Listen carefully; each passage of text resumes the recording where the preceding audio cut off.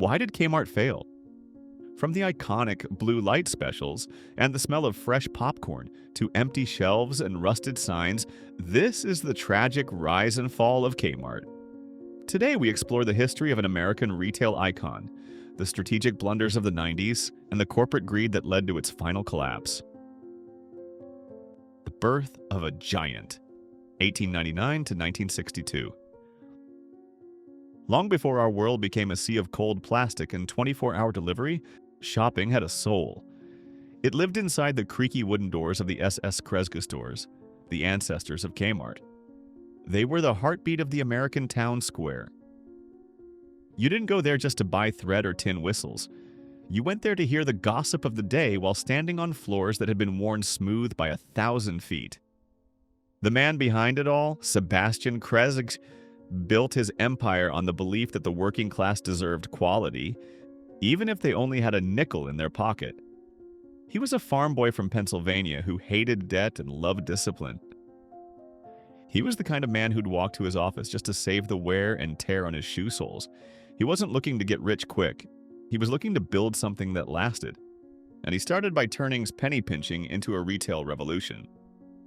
But then came the 1950s, and everything in America started getting bigger. The soldiers came home. The baby boom was in full swing. Families were leaving the crowded cities for the new suburbs, those nice little houses with white picket fences.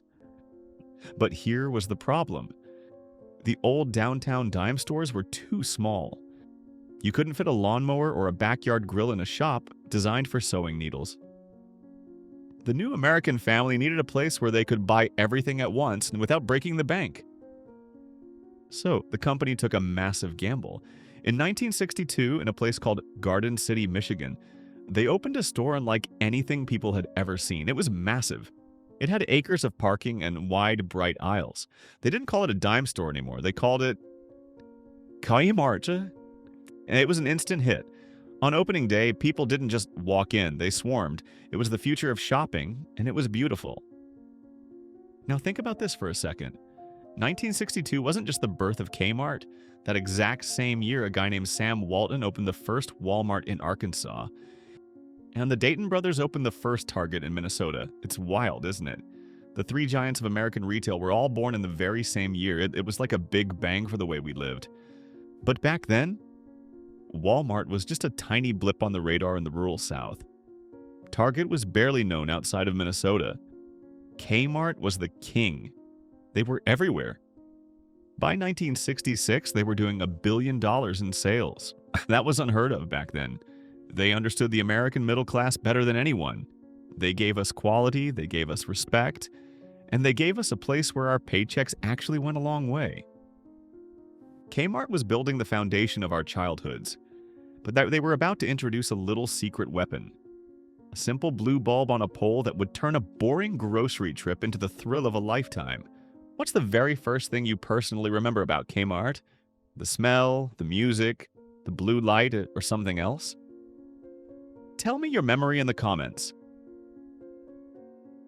The golden era and the magic of the blue light. If you grew up in the 70s or 80s, a trip to Kmart wasn't just a chore, it was an event. You remember the smell, don't you?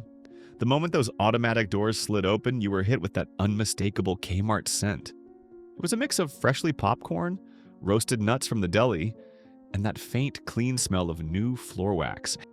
It felt like home. Everything back then had that warm, earthy palette.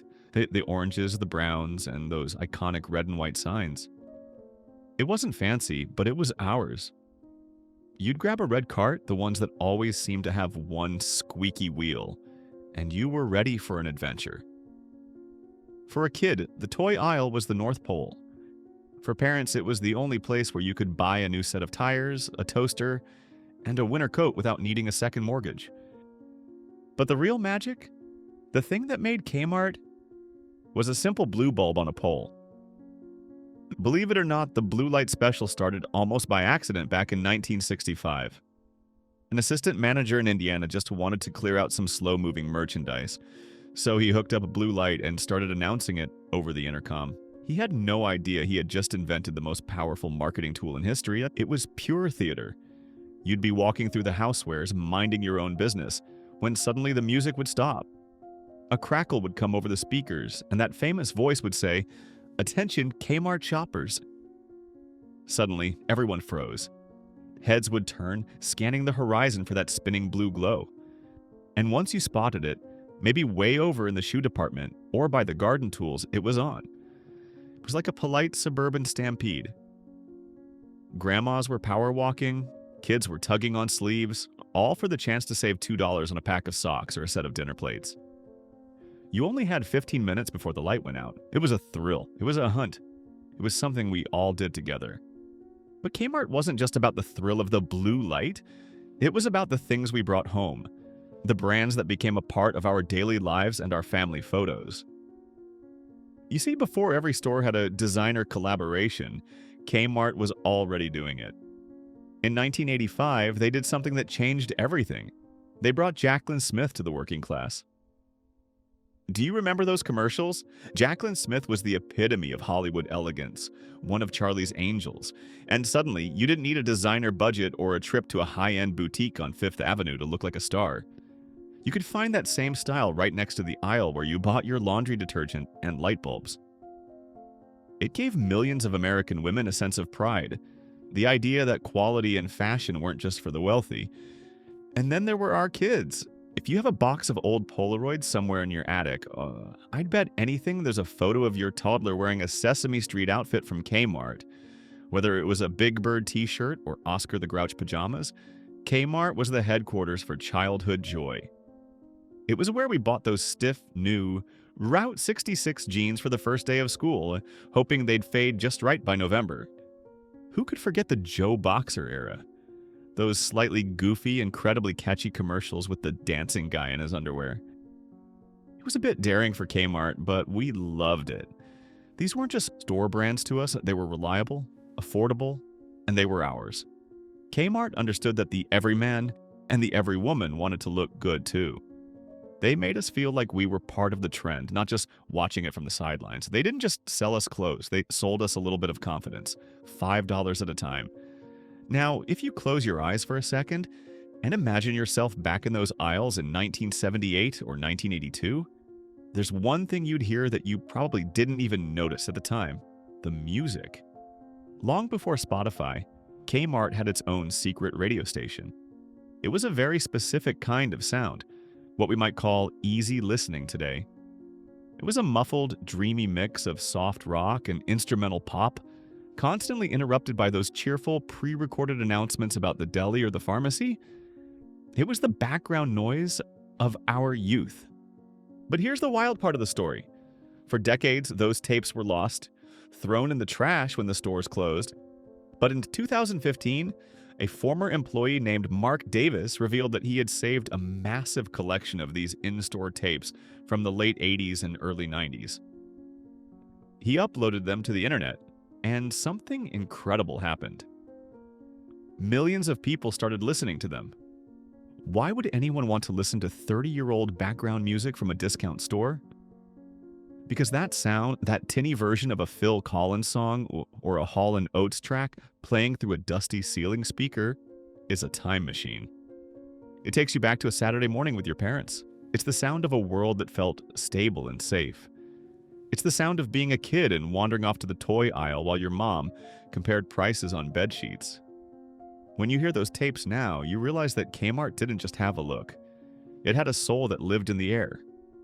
And when the hunt was over, you headed to the back of the store. You remember the Kmart cafeteria, right? Some called it the eatery, others the deli. It wasn't five-star dining, but to a hungry family on a budget, it was heaven. The menu was simple, and the prices were even simpler. You could get a ham and cheese sub wrapped in clear plastic, a hot dog that actually tasted like a hot dog, or a slice of cherry pie. But the crown jewel, the ICEE. That bright red or blue frozen drink that turned your tongue a different color for 3 days. You'd sit in those hard plastic booths, swinging your legs, watching other families walk by with their overflowing carts. It was a social hub. You'd see your neighbors, your teachers, your friends from church. Kmart was the town square of suburban America. Then there was the layaway counter. This is something the younger generation today just wouldn't understand. Back then, if you couldn't afford that shiny new bicycle for your son's birthday or that heavy winter coat in October, you didn't put it on a high-interest credit card. You put it on layaway, you'd pay $5 or $10 a week. It was a lesson in patience and discipline. I remember the excitement of that final payment, usually right before Christmas. The clerk would go into that mysterious back room and emerge with a big box wrapped in brown paper. It felt like winning the lottery. Kmart understood the struggle of the working family. They didn't judge you, they helped you. They were part of our support system. If you could go back to Kmart one more time, what would you head for first? Lucky the toy aisle, the clothing racks, the blue light, or the cafe? By the late 1970s and early 80s, Kmart was untouchable. They were the second largest retailer in the world, right behind Sears. They were opening a new store every few days. If a town had a post office and a high school, it had a Kmart. They weren't just selling products, they were selling the American dream. They made it possible for a factory worker or a secretary to provide a good life for their kids. You could dress your children in the latest styles, keep your house looking sharp, and have a little left over for a family meal, all under one roof. But as the 80s started to fade into the 90s, something began to change. The world was moving faster, technology was evolving, and while Kmart was busy celebrating its past, a giant from Arkansas was quietly sharpening its sword.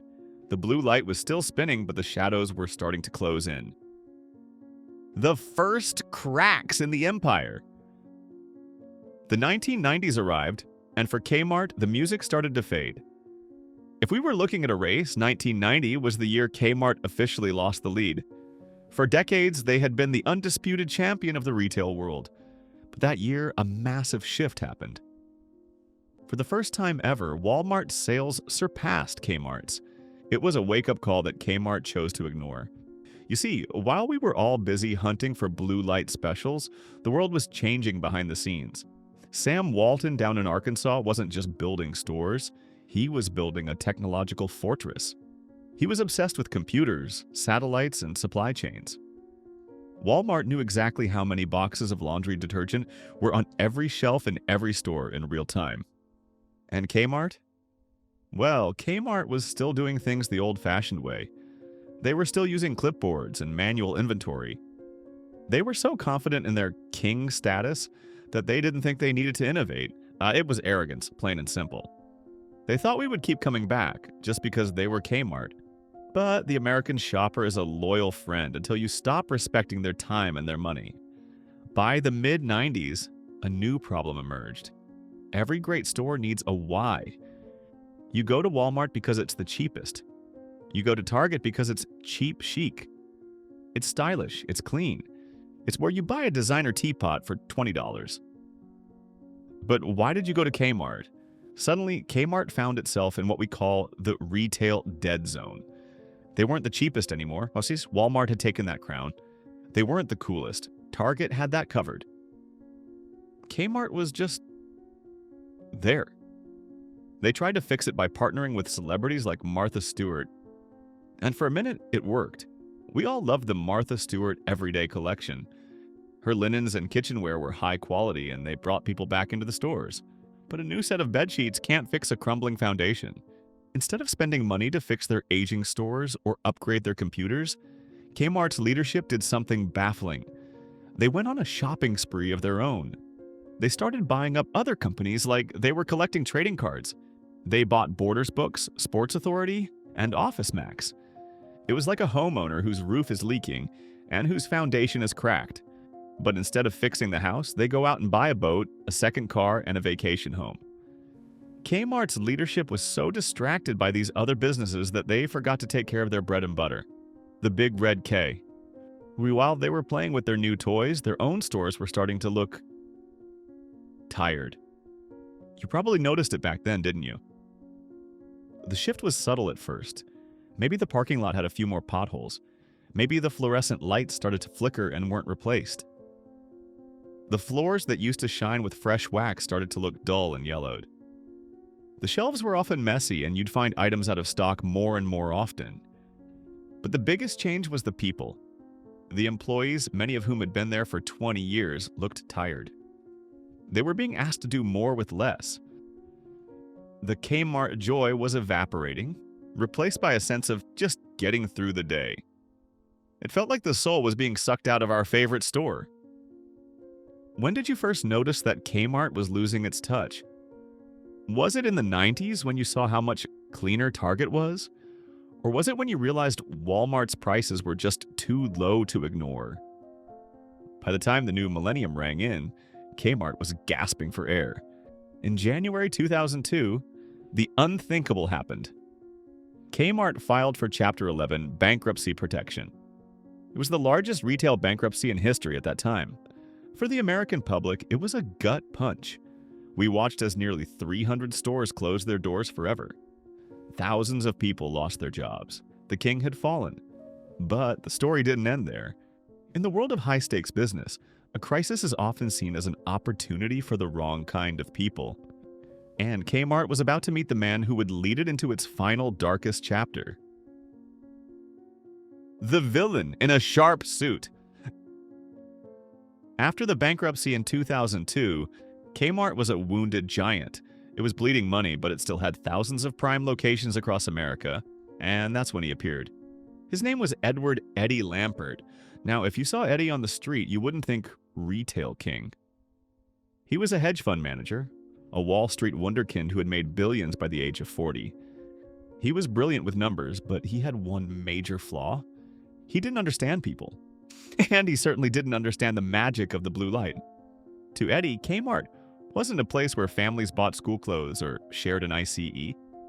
To him, Kmart was just a collection of real estate and tax write-offs. He swooped in, bought up Kmart's debt for pennies on the dollar, and took control of the company. At first, the business world hailed him as a genius. They thought he was going to be the next Warren Buffett.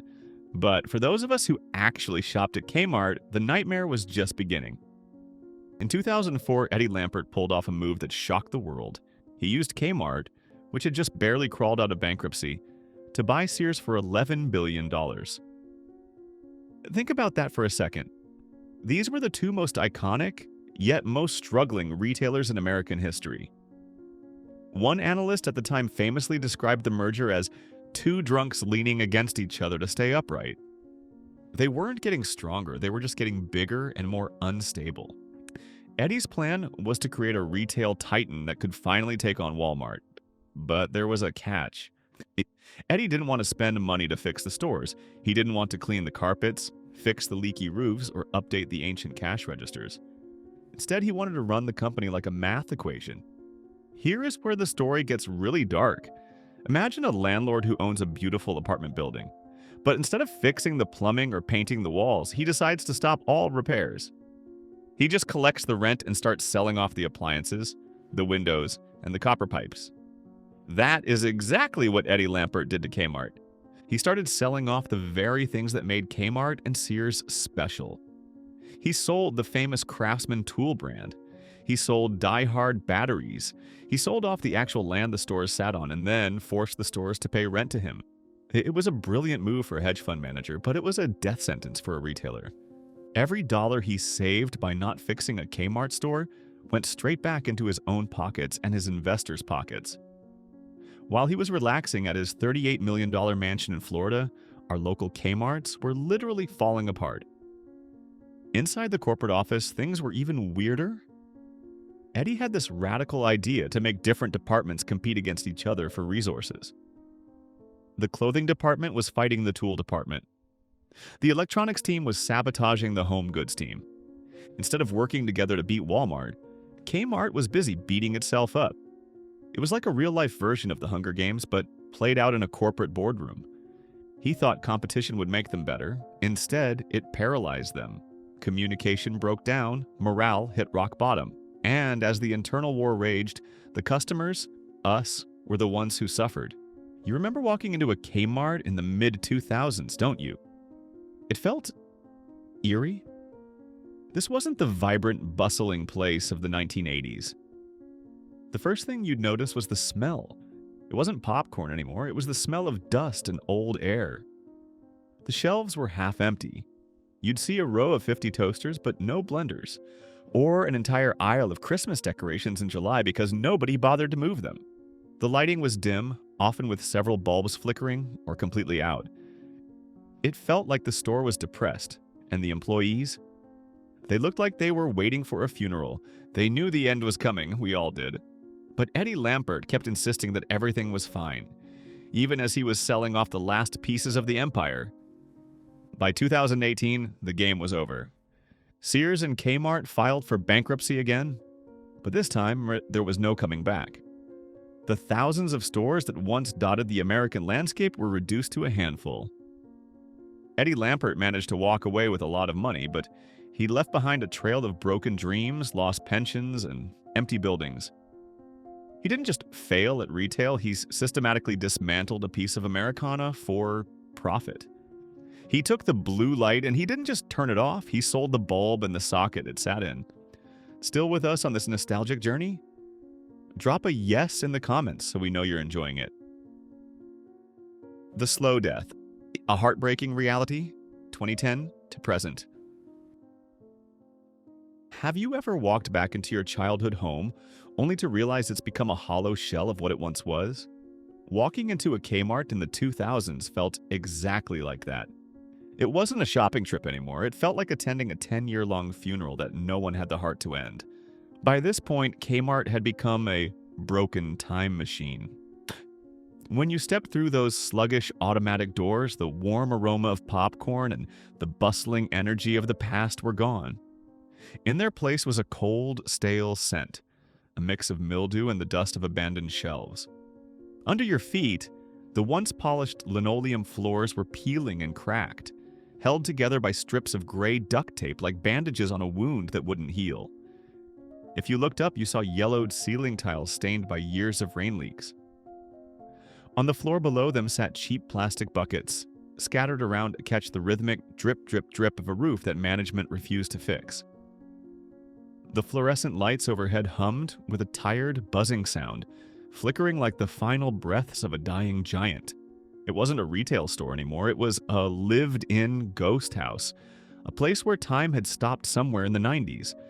Not in its glory, but in a state of heartbreaking decay. But the most painful part of that ghost house wasn't the leaking roof or the dirty floors, it was the people behind the counters. Do you remember the Kmart lifers? The men and women who had spent their entire adult lives within those walls. These were people who had stood at that same register for 30, 40, sometimes 50 years. They knew your name. They knew which toys your kids were hoping for at Christmas. They knew which aisle held the specific thread you needed to finish a winter quilt. To them, Kmart wasn't just a paycheck. It was their family, their community, and the pride of a lifetime of hard work. But to the cold-hearted executives in New York, these loyal souls were just numbers on an Excel spreadsheet. To save a few pennies, they were discarded without a second thought. People who had given their lives to the company suddenly found their pensions threatened and their health insurance stripped away. The only thank you they received was a store closing notice taped to the front window. The fall of Kmart was the end of the human element in American retail. Instead of warm greetings, there was only a haunting silence. The employees who remained worked in a state of quiet desperation, wandering the empty aisles like ghosts, just waiting for the day their own names would be crossed off the list. When we watched that happen, we realized that Kmart hadn't just lost its customers. It had lost its soul the moment it turned its back on the people who built it. This wasn't just a feeling, that the numbers told a story of a collapse so massive it's almost hard to believe. Think back for a moment. In its golden years, Kmart had over 2,400 stores stretching from the Atlantic to the Pacific. It was an empire that seemed unbeatable. But after a decade of corporate greed and gross incompetence, that empire dissolved like a sandcastle in the rain. From 2,400 stores, the number plummeted to 1,000, then 500, then 100. And today, as I tell you this story, the number of Kmart stores left in the continental United States can be counted on one hand. Just a few lonely outposts remain in places like Miami or Long Island. Hey, Kmart has been wiped off the American map, And with it, tens of thousands of jobs, millions of memories, and a way of life that was once the gold standard for the middle class.